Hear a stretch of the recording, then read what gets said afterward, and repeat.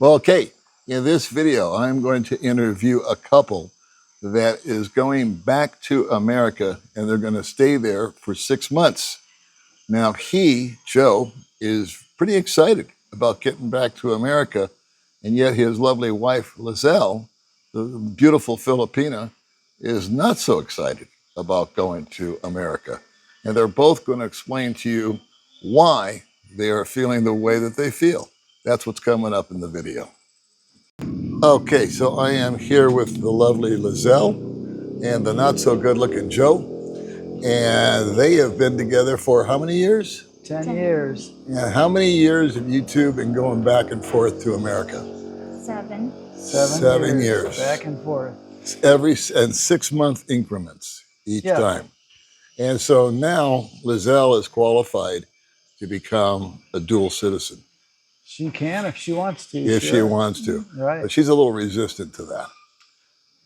So far. So far. Okay. Yeah. I want to hear from you, Lizelle, because I've chatted with you before about all this. Yeah. What do you feel about America when you go there? What is your take on America compared to, say, the Philippines? What's the biggest difference? Different? I think the different is the people, the weather, and the surrounded, the people around you. Now, you've told me that you prefer the Philippines. Yes. Why is that? What happens in America that... Here, to compare in the Philippines and America, here I'm more, comfortable and safe. And I guess I don't have to worry about, people around me. Yeah. Yeah. Yeah. There it's like I'm not feel safe. You don't feel safe? No. But Joe never leaves you alone, from what I understand. No. Okay. But if you were to be alone, and yeah. you would be scared. Yes. Okay. I feel comfortable and not scared with, if he's with me. Okay. Yeah, if by myself, I don't know. Do people look at you strange? Do they give you a hard time? No, not really, but there's some people that, I'm thinking, I don't know, it's just my thought. You kind of get a feeling off of people. Yes. Yeah, you pick up their vibe. Yeah. Now, you went to Western Union, I think it was, to send some money? Walmart. Yes. Good old Walmart. Yeah, like MoneyGram. And what did the lady say to you? I can't send money. Why? Because I'm too young. Oh, she thought you were... And how old are you?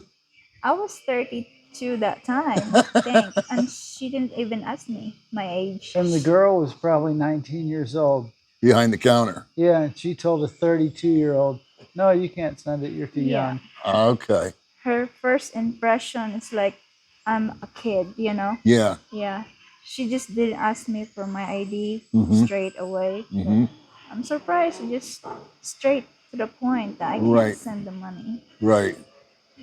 So I think personally, I've always been an admirer or maybe a little envious of folks like yourself, because you have a little cabin and it's paid for. Right. And so you don't have any debt as far as, you live off your Social Security. And I know that when you go home, sometimes you work, you do house painting and things like that. The two of you work together. Sure. So if you need to pick up a little extra cash. Yeah. Yeah. Joe, tell me what it's like, or what kind of reception you guys get when you're in America together. Because you tell me what the folks at church are like, but you think that that's just because you're at church. So maybe you can elaborate on that for me. Everybody's real sweet at church.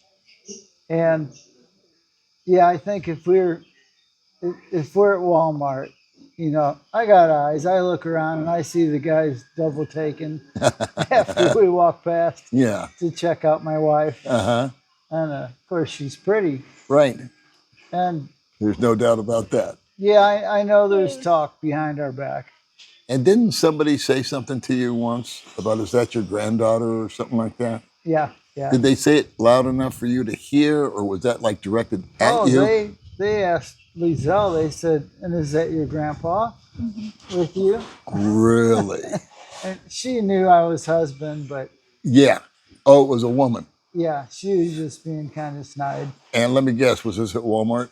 No, this No. was at a church function. At a church function? In a different church. A different church? Yes. Okay. So what we call Karens Yes. came up to you and made that little statement, Right. just to kind of drive home a point. Right. Overall, it's been real nice. Okay. The only trouble we did have, we were cooking pizza for a church function, Okay. and the boys were teenagers playing basketball. The boys behind my back were checking out Lizelle. And, you know, what are they, 15, 16 years old? And she's in her 30s. Uh-huh. And that did make her uncomfortable. Okay. And, So, you know, they don't know my age either, you know. no, they thought maybe she was their age. Yeah. But they knew she was my wife. Uh-huh. Oh, they did? Yes. Oh. So that was disrespectful. That is disrespectful. And that makes you feel uncomfortable. It didn't made her feel uncomfortable. That's what yeah. Kind of ticked me off. Well, I would imagine. It worked out. So your point of going back, what's the positives for you, Joe? I already know the answer, but this is why I'm envious. Well, I love the Philippines. I absolutely love it. Two things I don't love exactly is the driving. Okay. So I'm going to really enjoy the driving back in the U.S. And I'm definitely going to enjoy eating some ribeye steaks. Gotcha. So that's it. Other than that, I'll stay in the Philippines. Right. But I miss the good beef. Uh-huh. And I miss the safe driving. Uh-huh. Now, a lot of guys, including me, we get up to, because of all the nuances in the Philippines, and I don't have to name them all, but there are things that will get under your skin over time. The shortages of this and the brownouts, and you know, we could go on with a litany of stuff that's unordinary to normal first world countries. Right. However, and so I know how you feel, because you did say to me, you know, I'm ready to go back because you're just enough of that. And then you get to America, and what happens? You're there 6 months, and aren't you like, enough of America? Then I'm ready to go back to the Philippines. I get tired of going into Walmart. Nobody looks at me. Nobody will speak to me. Uh-huh. You know, I start getting lonely when I'm in America. Do you really? Oh, yeah. Yeah. Yeah. Is there other than church, is there a circle of friends that you have over there? No, I've got two good friends there. Okay. But they live 100 miles away. Gotcha. And we do speak by phone. Sure. You see them twice a year, I think. We see them twice a year. Uh-huh. Thank God I've got my wife. Right. But other than that, yeah, I start missing the friendly, beautiful people of the Philippines. Mm-hmm. Lizelle, what about you? If you go back there, do you have good times? I mean, is there stuff that you really look forward to when you go back? Not really. Not really. You haven't changed since the last time I interviewed you, like a year ago. Okay. I remember distinctly, you told me America, you didn't like it because you felt stress. You said, gosh, money comes in and then money goes right back out. Mm-hmm. Is the same dynamic happening these days when you go there? Because are you guys still working when you go there to pick up a few bucks? Yeah, as long as we have some goals. Yeah. Uh-huh. Uh-huh. And you do house painting and stuff like that, right? And we've got one call now to go paint an apartment. Uh-huh. Oh, dude. We've got our friends barking over in the corner here. It wouldn't be the Philippines without a dog barking in the video. He wants to go to America with us. We can keep rolling. Yeah. So there's nothing in America you're excited about? Well, I have my niece there. Yeah. I mean, I don't know. I'm nervous, and I'm not really excited to go back. Family reunion. Yeah, that's a big thing. We have to come back. Yeah, when you go to America, do you ever hang out with other Filipinos? Yes, just my close friend. Just your close friends? Yeah. But isn't there areas where you live where there's Filipinos that gather and do stuff? There is a lot, and yeah, they invite me, but I don't want to go. You don't want to go? No. No. Are they, what do they do when they get together? Do you have any idea? Or what is it that keeps you from getting together with them? They like having fun, singing together, or mostly gossip. Gossip. That's the thing you want to avoid. Yeah, and talk behind their, I don't know. Do they put down their husbands and stuff? I mean, I hear the standard rule is always you're going to hear, never take your Filipina to America. She's going to better deal you, or she's going to find somebody younger, handsome. I agree. There is truth to that. And so what would you say on a percentage basis that happens? Like if 10 Filipinas were to go back with their husbands or their fiancés or boyfriends right now, and they were there for an extended period of time, what do you think would happen out of those 10? Do you think 7 would stay with their man, or can you give me not less than 50%? Not less than half. Right. You think half of the women would just go another direction and drop the guy they're with? Yeah. Now let me ask you this: do you think that's because of the woman's morals, or is it because she had those intentions to start with? Do you think it's just because the guy is maybe kind of funky himself? He's not taking care of his appearance. He's not clean. These are the things that I hear women really get turned off by. They're foreigners, boyfriends. They get older. They get kind of nasty, angry temperaments and all that. They get around other people that are just so much nicer, and they have the availability to meet them, and they do. So I don't know which side of that you stand on. Do you think it's more of the girl, or do you think it's more of the guy that drives that dynamic? I think it's mostly the girls that are at the party. Okay. Once the girls get divorced, they're going to talk to the other girls and, oh, I have so much freedom now. I've got it great now. And they encourage divorce. Ah. And when Lizelle came with me for 7 years, I said, I'll take you to the parties. That's no problem. But I want to let you know how it is. And it could be bad for our marriage. And so you decide, I'll take you or not, Uh-huh. And we decided not to go. Uh-huh. We've got a great marriage. Okay. It's wonderful. Yeah. But yeah, it can be bad on a marriage to go to those parties. It depends, who I'm, with. Yeah. Yeah. So if I heard you right, these are women that are at these parties. They get together, play cards, gossip, eat Filipino-style food, that kind of stuff, kind of a little homecoming. In my mind, that's how I'm envisioning it. And some of them have come over with a guy, got divorced from him, and now they're sort of trying to influence the other women that, how much better they've got it. Yeah. They said the first, I've heard this, like, if your first foreigner husband is no good than the second one. Oh, no kidding. That's what he said. You're saying what was on my mind. I heard a girl say, you always divorce your first husband. No kidding. When you come to America. Yeah, because in America, you heard a girl say that? The Filipina said, you always get rid of your first husband. And I was so disappointed when I heard that. Wow. Yeah, she said that, and I wish I would have said something to her, but what good is that going to do? Sure. Yeah, that's what she said. Sure. Well, I think that I totally understand that. I know that happens. People say, I should never take my wife, May, that you know very well. We've been friends a long time, to America. But I don't have that fear of her. Right. Because we've been together a long time. You could take May. I think so. Yeah. It's the wild ones. If they're wild here, they're going to be double wild there. Yeah. Yeah. Discos and right. The party type of girls. Yeah. And also the length of time that you're with the woman and where you met her, where she came from, her background. I hate to say it like this, but her body count before you met her. You know what I'm saying? Yeah, May's not wild. Lizelle's not wild. Lizelle's not wild. Do you ever drink?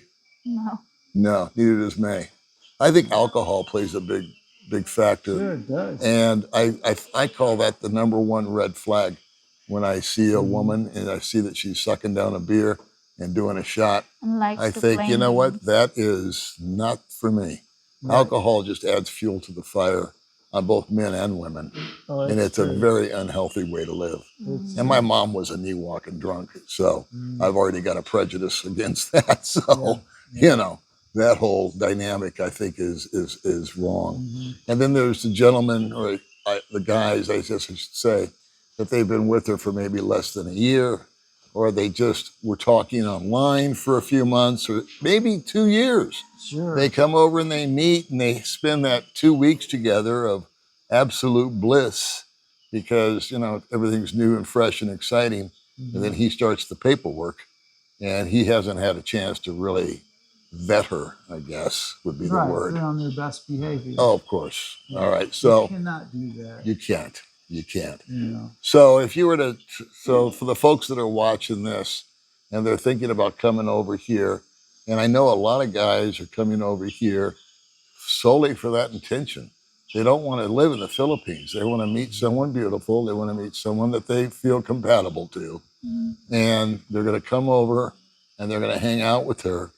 And I think starting the paperwork right away is a big mistake. What would you suggest or advise people watching this right now? Lizelle and I have we're together all the time. We get together great. And we were together 8 years before I decided to build a house. Okay. And that's what I want to say. We were together for 8 years. I know her very well. Right. And yeah, you're not going to be in America and meet a girl at Walmart or anywhere. No. And 2 months later say, oh, I'm going to build her a house because I love her. Yeah. So you're not going to come here and do the same thing either. Yeah. So, well, some have. Yeah. And there's horror stories. Yeah, you're right. Some have. I know them personally. Yeah. I know a few myself. I imagine you do.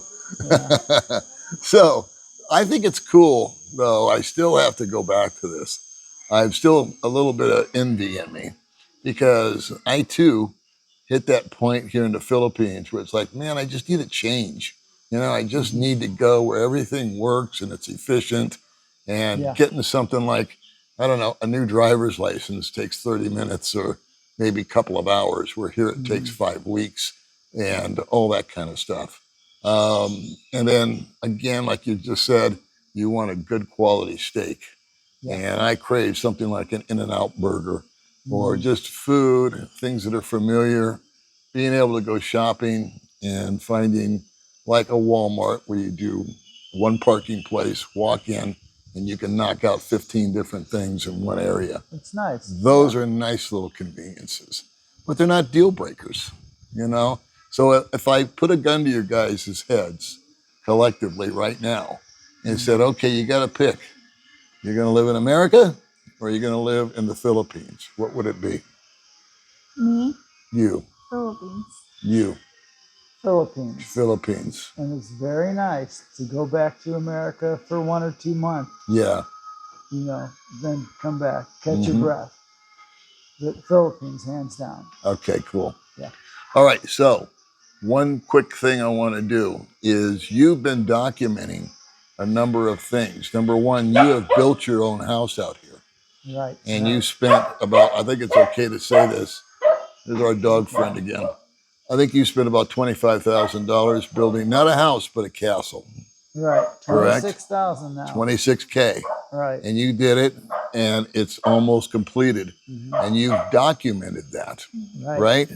And I did. You have documented your life in America with Lizelle. You've got video of that.